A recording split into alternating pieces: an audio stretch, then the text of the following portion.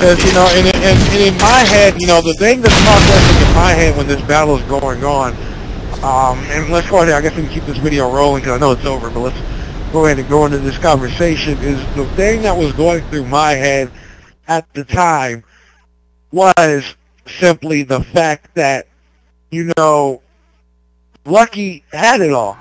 Lucky worked his way to where he needed to be. Lucky didn't have anything to worry about, you know? What was out of him? I know it hurt him, because it was like seeing his own brother turning on him. That's what it was like, because that's how I felt. But I never gave into that feeling. I felt it, but I never gave into it, because I was that angry. I was that driven at that time to where I was like, I have to say whatever I have to say. I have to do whatever I have to do. I have to do anything I need to ensure that my success happens. And it did happen. But the way that I approached the MEA situation was not handled maturely, and it's just, you know, maybe, you know, it's just maybe that's what caused me to just give into it and just leave it alone. Because that war just dropped. I remember Lucky, me and Lucky were battling, and then, you know, one day he was just like, fuck it, I don't have time for this shit. Took me off his friends list. We didn't talk for about 8 months, you know? And during that 8 months, that gave me the time to focus the way I need to. Yeah, and it really just, I mean, it dropped. Like, I mean, I was surprised on how fast, because it was like, I mean, I knew Lucky, you know, when Lucky removes you, and, you know, we had a few battles in between there, but, I mean, it really did, the amount of the trash talking and the conversation between the two clans almost severed like that, like instantly, you know. It's really, and it was just dropped, and then, you know, we were able to get our focus back, and we were able to redirect the tension from them and put it into our clan and really build and, you know, get to where we are today. Exactly. And you want to know that the difference is, you know, when that battle ended, that's when my whole train of thought dropped about having to build so much.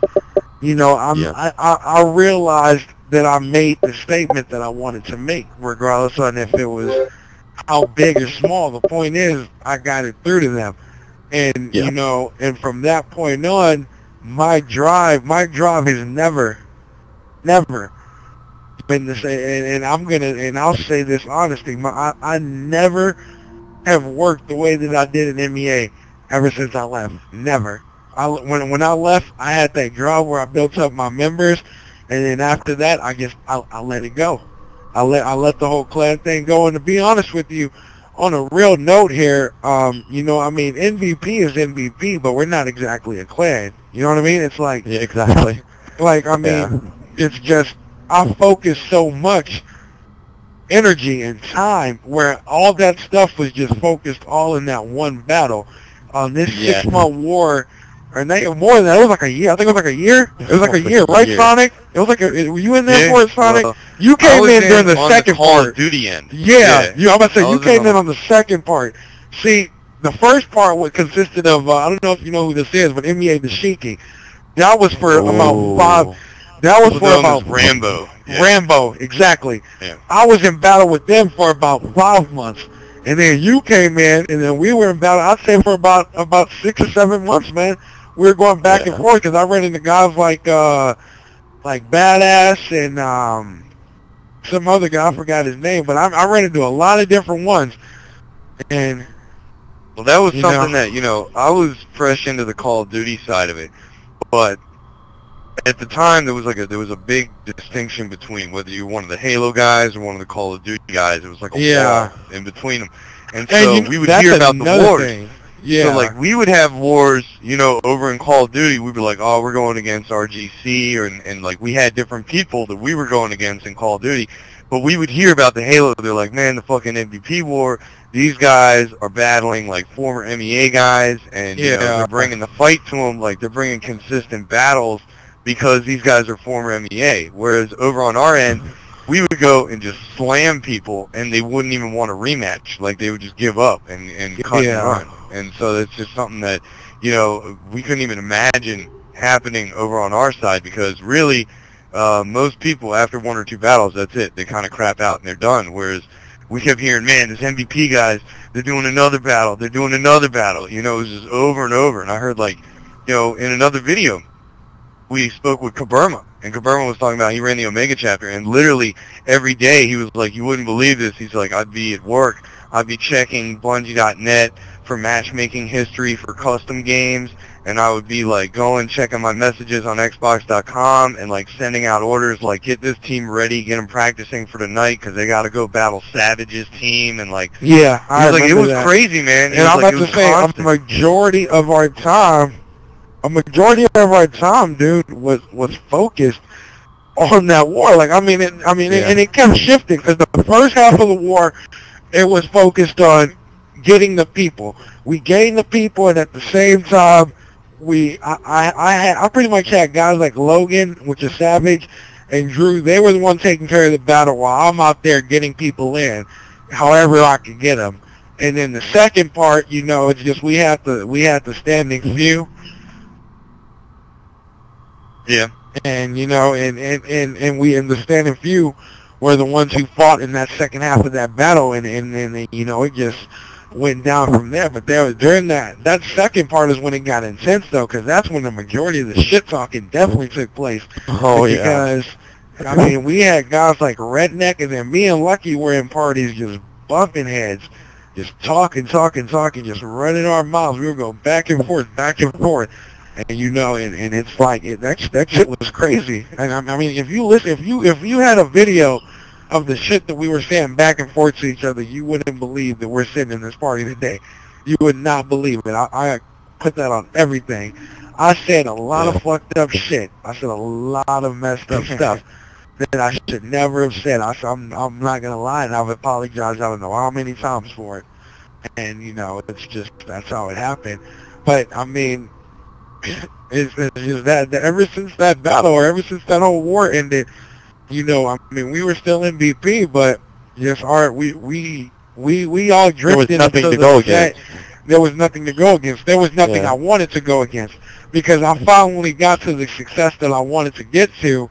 But after that, when I have all these other people talking shit, people can talk shit, but I mean, the clan-wise, what are they to me?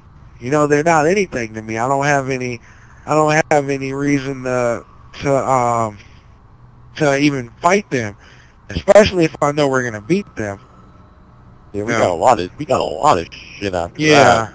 I know we got Interesting note. You said you had. I know Redneck is known as a shit talker and a pit bull of sorts.